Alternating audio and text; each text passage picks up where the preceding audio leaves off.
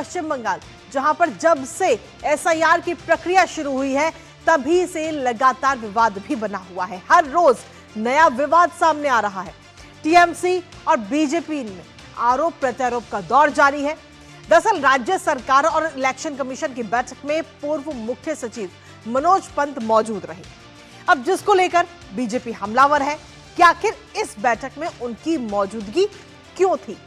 तो वहीं दूसरी तरफ आपको यह भी बता दें कि 28 फरवरी को अंतिम मतदाता सूची जारी होनी है और उससे पहले अभी 60 लाख दावों का निपटारा करना भी बाकी है, जिसके लिए सीईओ मनोज अग्रवाल ने सुप्रीम कोर्ट से 1000 जजों की जरूरत की बात कही। अब ऐसे में सवाल यही है कि आखिर क्यों समय रहते ही इतने सारे दावों का निपटारा क्यों नहीं किया गया और अब कैसे इतनी जल्दी इन सभी दावों का निपटारा किया जाएगा। करेंगे चर्चा अपने खास मेहमान के साथ और अपने संवाददाता से जानेंगे लेटेस्ट अपडेट। उससे पहले आपको दिखाते हैं 1000 जजों की जरूरत। तो जी हां, पश्चिम बंगाल में एसआईआर को लेकर घमासान लगातार जारी है। 60 लाख दावों का निपटारा करना अभी बाकी है और निपटारे के लिए जजों की ये जरूरत है। ये बात सीईओ की तरफ से कही गई है कि अगर समय रहते इनका निपटारा करना है तो उसके लिए हमें 1000 जजों की जरूरत पड़ेगी। सीईओ मनोज अग्रवाल की तरफ से सुप्रीम कोर्ट में इस बात को कहा गया है, क्योंकि एक दो नहीं बल्कि 60 लाख दावे हैं। उन सभी दावों का निपटारा करना बेहद जरूरी है। सुप्रीम कोर्ट में यह बात कही गई और मुख्य न्यायाधीश ने यह पत्र लिखा है और इस पत्र में उन्होंने मुख्य तौर पर लिखा कि हर रोज 250 सुनवाइयों का निपटारा अनिवार्य होगा, तभी जाकर हम टारगेट पूरा कर पाएंगे। 250 दावों की सुनवाई करने पर 80 दिन में ये काम पूरा होगा। 80 दिन लगेंगे इस काम को पूरा होने में, 60 लाख दावों का निपटारा करने में। ऐसे में मार्च के दूसरे सप्ताह तक प्रक्रिया संपन्न हो और साथ ही वैध घोषित मतदाता को वोटिंग में कोई बाधा ना हो, इसका खासतौर पर ध्यान रखा जाए और साथ ही चुनाव आयोग सत्यापन खर्च का पूरा वहन किया जाएगा चुनाव आयोग की तरफ से। यानी कि सत्यापन कराने में तमाम जो दावे हैं उन दावों को खत्म करने के लिए जो भी खर्चा आएगा उसका पूरा वहन जो है वो चुनाव आयोग की तरफ से किया जाएगा। लेकिन इसके साथ ही जहां एक तरफ कम समय में इतने सारे दावों को निपटारा करना इस समय एक चुनौती है, वहीं दूसरी तरफ एसआईआर समीक्षा बैठक में सियासी बवाल देखने को मिला। दरअसल सुप्रीम कोर्ट का निर्देश था कि राज्य और इलेक्शन कमीशन की अहम बैठक हो। अब जब ये बैठक हुई तो कलकत्ता हाईकोर्ट की निगरानी में ये अहम बैठक हुई। पूर्व मुख्य सचिव की मौजूदगी को लेकर तमाम सवाल अब इस बैठक को लेकर खड़े होते हुए नजर आ रहे हैं, क्योंकि भारतीय जनता पार्टी के नेतृत्व ने सीधे तौर पर इस बैठक को लेकर सवाल उठाए हैं। दरअसल इस लिस्ट में मनोज पंत के नाम का कोई जिक्र नहीं था, उसके बावजूद भी आखिर मनोज पंत इस बैठक में क्यों मौजूद रहे, ये सवाल इस समय भारतीय जनता पार्टी उठा रही है। शुभेंदु अधिकारी की तरफ से सीईओ की तरफ से खास बात उन्होंने की और साथ ही सीईओ ने इस पूरे मामले को कानूनी कार्रवाई की मांग की। इस पूरे मामले को लेकर के एसआईआर समीक्षा की बैठक हुई और इस पूरी बैठक में ये पूरा बवाल कहीं ना कहीं देखने को मिला है मनोज पंत की मौजूदगी को लेकर। लेकिन इसके साथ ही जो डेडलाइन है वो इस समय बड़ी चुनौती बनती हुई नजर आ रही है। सुप्रीम कोर्ट के निर्देश के बाद भी अगर हम देखें तो 600 जज मिलने की उम्मीद कहीं ना कहीं है, यानी कि जजों की नियुक्ति होगी और सिविल जज अब इस एसआईआर प्रक्रिया का पूरा हिस्सा बनते हुए आगे आने वाले समय में नजर आएंगे, जिससे कि कहीं ना कहीं डेडलाइन जो है इस पूरे एसआईआर प्रक्रिया की प्रक्रिया पूरा समय पर की जा सके और उसको लेकर ये बड़ा फैसला। कलकत्ता हाईकोर्ट ने अब सिविल कोर्ट के जजों की छुट्टियां भी रद्द कर दी हैं और अब सिविल कोर्ट के जज जो है वो भी एसआईआर प्रक्रिया में अपनी भूमिका निभाते हुए नजर आएंगे। पहले जिला और अतिरिक्त जिला जजों की छुट्टियां कैंसिल की गई थी और सुप्रीम कोर्ट के अतिरिक्त न्यायिक अधिकारियों की तैनाती को मंजूरी दी गई। जरूरत पर जब आगे अगर और ज्यादा जरूरत होती है तो उसमें ओडिशा और झारखंड के न्यायाधीश भी इसमें मदद करें, ये बात भी कही गई कोर्ट की तरफ से। राज्य सरकार ने हालांकि इसको लेकर आपत्ति जताई है और कोर्ट ने इस आपत्ति को सिरे से खारिज कर दिया है। यानी कि कुल मिलाकर एक तरफ हम देखें तो एसआईआर की प्रक्रिया जो है वो समय पर पूरी कराने को लेकर के जहां एक तरफ चुनौती है, वहीं दूसरी तरफ सियासी घमासान भी थमने का नाम नहीं ले रहा। पश्चिम बंगाल के नेता प्रतिपक्ष शुभेंदु अधिकारी, उनकी तरफ से क्या कुछ कहा गया और किस तरीके से बीजेपी है हमलावर इस समय, सुनाते हैं आपको। It's completely illegal, unethical. Honorable Chief Justice Calcutta should take appropriate strong action. CEO Election Commission should inform CEC. Election Commission should raise the voice in front of the Chief Justice bench in Supreme Court. Mr. Manoj Pant is now a common man. He is a retired person. He has no authority to attend any this type of high-level meeting. It is ironical that less than a month ago, the West Bengal Chief Minister in front of the Chief Justice of India said, "Sir, please save democracy, democracy is in danger," etc. She did a lot of theatrics, unprecedented theatrics in front of the Chief Justice of India. What was supposed to be a purely government event, celebrating and inaugurating a bench here, she turned it into a unprecedented political event and saying those words aimed at the Prime Minister in front of the Chief Justice of India. Within less than a month, the Chief Justice of India, the Supreme Court, has clearly shown that it has no faith in the state government of West Bengal. It doesn't believe that the state government of West Bengal can follow a constitutional process judiciously or diligently and honestly. And therefore, the Supreme Court has given this order. I think it's a very welcome order. तो पश्चिम बंगाल में जब से SIR की प्रक्रिया शुरू हुई है तभी से लगातार ममता सरकार उसका विरोध कर रही है और इस पूरे काम में बाधा डालने की भी कई सारी कोशिशें की गई ममता सरकार की तरफ से। लेकिन अब जब इतनी सारी आपत्तियां अभी भी बाकी हैं, यानी कुल मिलाकर हम देखें तो एसआईआर में अब देरी हो रही है और इस देरी को लेकर टीएमसी किस तरीके से दे रही है सफाई, वो भी आपको सुनाते हैं। आज तो ये साबित हो गया है, हम लोग जो पहले से बोले थे, ममता जी ने जो पहले से बोली थी, जितने 2 महीने में इतना बड़ा काम ये पॉसिबल नहीं था, तभी इलेक्शन कमीशन का ऊपर पूरा नो कॉन्फिडेंस, वो जो कर रहा है, जुडिशियरी का ऊपर रिस्पॉन्सिबिलिटी, और अभी और स्टेट से वो जुडिशियल ऑफिसर लेने का भी सोच हम लोग सुन रहे हैं सुप्रीम कोर्ट से। और इसी पर लेते हैं ताजा अपडेट। हमारे साथ में हमारे सहयोगी विकास सारथी और सौरभ दत्ता इस वक्त हमारे साथ जुड़ रहे हैं, सीधा उनका रुख करते हैं। विकास, सबसे पहले आपके पास में आना चाहेंगे, सुप्रीम कोर्ट में सीईओ मनोज अग्रवाल ने सीधे तौर पर अपने जो मुलाकात की और इस दौरान जो समस्याएं आ रही हैं उनको उन्होंने उनके साथ में साझा किया कि इतने कम समय में इतनी सारी आपत्तियां कैसे सुलझाई जाएंगी। बिल्कुल, देखिए ये बात खुद हाईकोर्ट के चीफ जस्टिस, कलकत्ता हाईकोर्ट के चीफ जस्टिस ने भी सीजीआई को चिट्ठी में लिखा कि हमने 250 जुडिशियल ऑफिसर्स दे दिए हैं इस पूरी प्रक्रिया के लिए, लेकिन अगर आप ये भी एक असेसमेंट लगाएं कि हर जुडिशियल ऑफिसर 250 मामलों को निपटाएगा तो भी 80 दिन लगेंगे, क्योंकि 50 लाख दावे अभी भी उनका निपटारा होना बाकी है जी। तो जो ह्यूमन रिसोर्स की शॉर्टेज है उसको दूर करने के लिए कल सुप्रीम कोर्ट ने कहा कि अभी तक हमने डिस्ट्रिक्ट जज और एडीजे लेवल के न्यायिक अधिकारियों को लगाया था, अब आप इसमें जूनियर डिवीजन और सीनियर डिवीजन के सिविल जजेस को भी ले सकते हैं इस प्रक्रिया के लिए। इसमें भी कमी पड़े तो आप पड़ोसी राज्यों से मदद लें, हालांकि वो आखिरी विकल्प है। आखिरी विकल्प के तौर पर आप झारखंड हाईकोर्ट और उड़ीसा हाईकोर्ट से मदद मांगे। लेकिन कोर्ट ने एक बात साफ यहां पर दिखी कि जो आखिरी तारीख है, जो तारीख है 28 तारीख की फाइनल लिस्ट पब्लिश हो जाएगी, उसको आगे बढ़ाने, उसको पुश करने पर सुप्रीम कोर्ट बिल्कुल सहमत कभी भी नहीं दिखा और वही स्थिति अभी भी है। कोर्ट ने कहा कि जिन लोगों का नाम बाद में क्लियर हो पाएगा, सप्लीमेंट्री लिस्ट में उनका नाम प्रकाशित हो और उनको भी फाइनल लिस्ट का हिस्सा मान लिया जाए, इतनी रियायत हम कर सकते हैं ताकि कहीं पर अनजस्टिस होता हुआ ना दिखे। एसआईआर की प्रक्रिया को लेकर सुप्रीम कोर्ट बराबर कहता रहा है कि ये होगी और इसमें कोई भी अड़चन आएगी उसको सुप्रीम कोर्ट खुद दूर करेगा।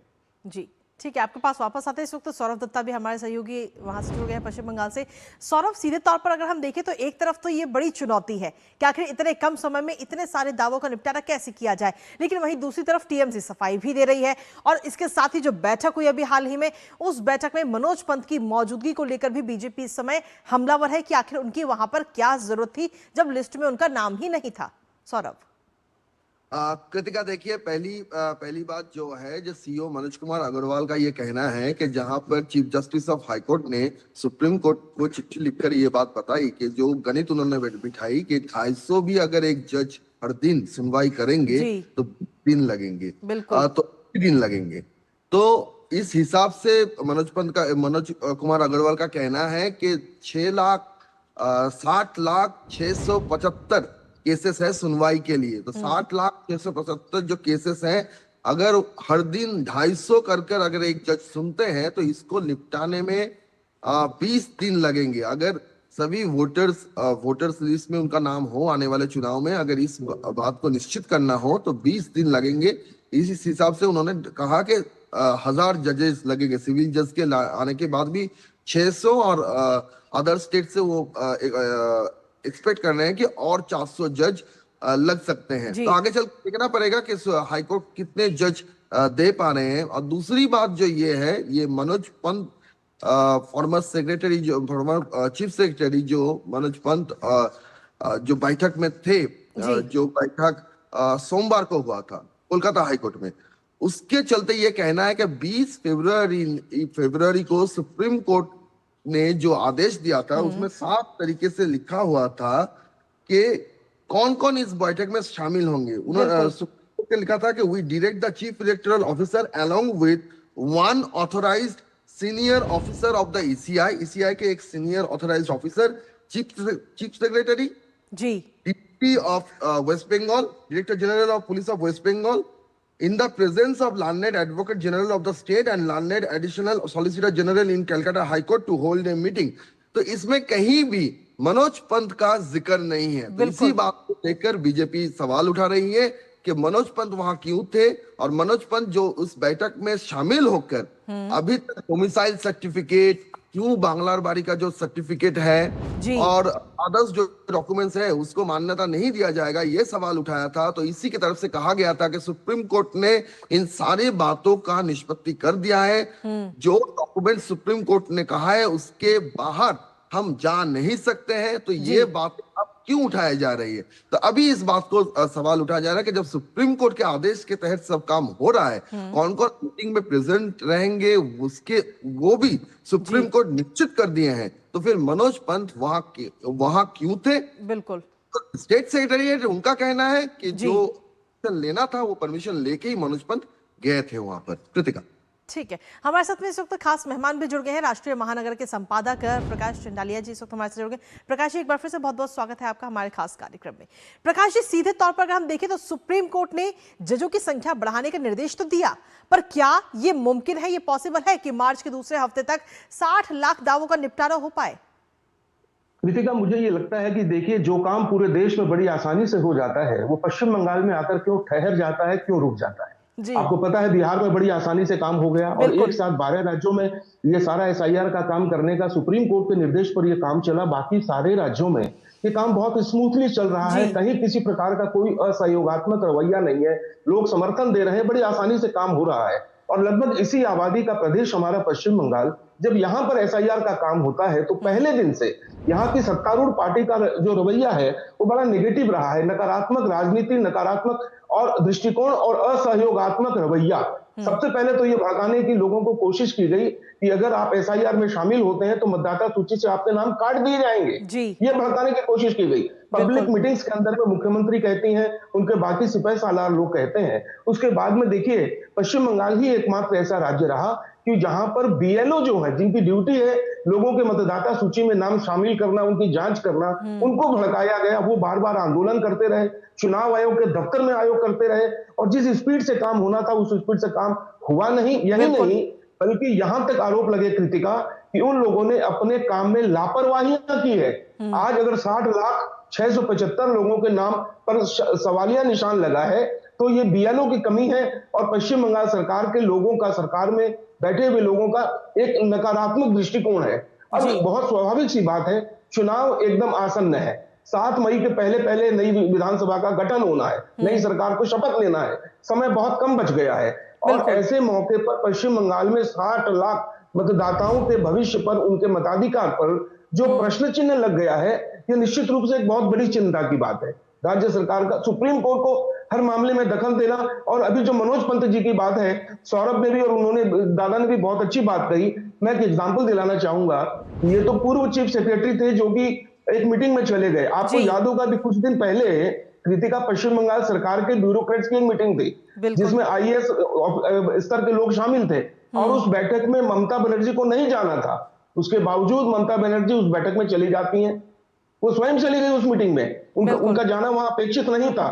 तो ये यहाँ की परंपरा है, ये चीजें पता नहीं किस रूप में ये सरकार का संचालन करते हैं, लेकिन 60 लाख मतदाताओं के भविष्य पर अगर कोई प्रश्न चिन्ह लगा है तो ये पश्चिम बंगाल सरकार की नाकामी है, इनकी लापरवाहियां हैं और कहीं ना कहीं मुझे लगता है कि ऐसा दृष्टिकोण है जो ये साबित करना चाहती है कि पूरे पश्चिम बंगाल के साथ में, चाहे वो निर्वाचन आयोग हो या केंद्र सरकार हो, ये हमारे साथ भेदभाव का बर्ताव करती है। अभी सौरभ ने भी शुरू में कहा, आपने भी अपनी रिपोर्ट में कहा कि जलपाईगुड़ी में जब हाईकोर्ट की नई बेंच का उद्घाटन हो रहा था, वहां चीफ जस्टिस सूर्यकांत की उपस्थिति होती है, वहां उद्घाटन समारोह को ममता बनर्जी ने राजनीति का मंच बना दिया। जिस रूप से उन्होंने माननीय प्रधानमंत्री को और मंच पर केंद्रीय कानून मंत्री अर्जुन राम मेघवाल जैसी शख्सियत मौजूद है, वहां पर उन्होंने पूरा माहौल बना दिया, राजनीति का मंच बना दिया, केंद्र सरकार की माननीय प्रधानमंत्री की आलोचना की। और उसके कुछ दिनों के बाद में जब सुप्रीम कोर्ट में सुनवाई चलती है, वहां ममता बनर्जी स्वयं पहुंच जाती हैं। उनके पास अपना कोई तर्क नहीं होता है, उनके अपने वकीलों की, अधिवक्ताओं की लंबी फौज होती है, उसके बावजूद वो डेमोक्रेसी को खत्म हो जाने की आशंका पैदा करती हैं, डर पर दिखाती हैं। और सच्चाई तो ये है कि पश्चिम बंगाल में अगर डेमोक्रेसी को किसी ने खत्म किया है तो जितना 34 वर्षों में वामपंथियों ने नहीं किया होगा, उतने 15 वर्षों में तृणमूल सरकार ने किया है। जब से एसआई की प्रक्रिया शुरू हुई है पिछले 2 महीनों में, हमने पश्चिम बंगाल के अंदर कई सारे ऐसी घटनाएं भी देखी हैं जो इससे पहले कभी नहीं देखी हूं। फिर चाहे जब ईडी की रेड पड़ती है तो ममता बनर्जी उसमें एंट्री कर जाती हैं, जब एसआईआर की प्रक्रिया चल रही है तो ममता बनर्जी सुप्रीम कोर्ट पहुंच जाती है इस प्रक्रिया को रोकने के लिए, जबकि देश के बाकी राज्यों में भी ये प्रक्रिया चल रही है और अप्रैल से भी कई राज्यों में ये प्रक्रिया शुरू होने वाली है। तो आखिर क्यों पश्चिम बंगाल में ही सबसे ज्यादा परेशानियां नजर आती हैं? प्रकाश जी, देखिए पश्चिम बंगाल की तो मैंने कहा कि पश्चिम बंगाल का पहले दिन से ये रुख रहा है कि मुझे केंद्र सरकार का विरोध करना है। बंगाल पूरे भारत के फेडरल स्ट्रक्चर को ध्वस्त करने का पूरे भारतवर्ष में अगर कहीं इतिहास है तो वो सिर्फ और सिर्फ पश्चिम बंगाल का है। 15 वर्षों में कभी भी इन्होंने केंद्रीय सरकार के किसी निर्देश को नहीं माना। केंद्र सरकार की जिन योजनाओं का लाभ भारत के दूसरे राज्यों में लोगों को मिल रहा है, यहां तक कि भाजपा विरोधी राज्यों में भी लोगों को मिल रहा है, वहां पर पश्चिम बंगाल की 10.5 करोड़ की आबादी इससे वंचित है। स्वास्थ्य से जुड़ी हुई चीजें हो, आवास से जुड़ी हुई चीजें हो, ऐसी इतनी सारी योजनाएं जो केंद्र सरकार देना चाहती है। और अभी कुछ दिनों पहले कृतिका माननीय प्रधानमंत्री जी ने इन सारी चीजों का लेकर के एक संकल्प पत्र भी जारी किया, बंगाल के नागरिकों को पत्र भी लिखा है। यह दृष्टिकोण इनका है और यह साबित करने की कोशिश कि बंगाल के साथ केंद्र सरकार भेदभाव कर रही है। इसमें ममता बनर्जी की राजनीति के अलावा कुछ भी नहीं है। और कृतिका, आज 2026 में अगर हम देखें तो ममता बनर्जी अपने राजनीतिक जीवन के सबसे कठिन और सबसे चुनौतीपूर्ण दौर से गुजर रही है, क्योंकि 15 वर्षों में यह सरकार सिर्फ और सिर्फ कटमनी, भ्रष्टाचार, नारी प्रताड़ना और बेरोजगारी, घुसपैठ, इन सारे मुद्दों से घिरी हुई है। अगर बॉर्डर पर जमीन देने की बात हो तो ये सरकार नहीं देगी, इसके लिए भी कोर्ट का सहारा लेना पड़ता है। 1500 रुपए यहाँ के शिक्षित, उच्च शिक्षित लोगों को भत्ता दिया जा रहा है। अब 1500 रुपए में क्या गुजारा हो जाएगा? जिस ममता बनर्जी ने कहा कि हमारी सरकार आएगी, हम डबल नौकरी देंगे, 1.5 करोड़ लोगों को स्मॉल स्केल में नौकरी देंगे और उनको रोजगार मुहैया कराएंगे, और आज उनके लिए भोजन का जुगाड़ नहीं हो रहा है। ये सरकार की नाकामी हम है। और यही के मुद्दे पर ये पूरी की पूरी सरकार पूरे देश के सारे राज्यों की तुलना करें तो पश्चिम बंगाल सरकार पूरी तरह से फेल्योर है। चलिए, बहुत बहुत शुक्रिया प्रकाश जी, हमारे साथ जुड़ने के लिए, अपना कीमती समय हमारे साथ साझा करने के लिए। इसके साथ ही विकास और सौरभ, आपका भी बहुत बहुत शुक्रिया तमाम जानकारी हमारे साथ साझा करने के लिए, इस महत्वपूर्ण खबर से जुड़ी हुई। तो इस पूरी खबर पर नजर हमारी लगातार बनी रहेगी। साथ ही आपको ये भी बता दें कि 28 तारीख को फाइनल वोटर लिस्ट भी सामने आने वाली, नजर इस पर भी लगातार बनी रहेगी। लेकिन किसी बीच न्यूज पंच में रुकेंगे छोटे से ब्रेक के लिए, आप बने रहिए हमारे साथ।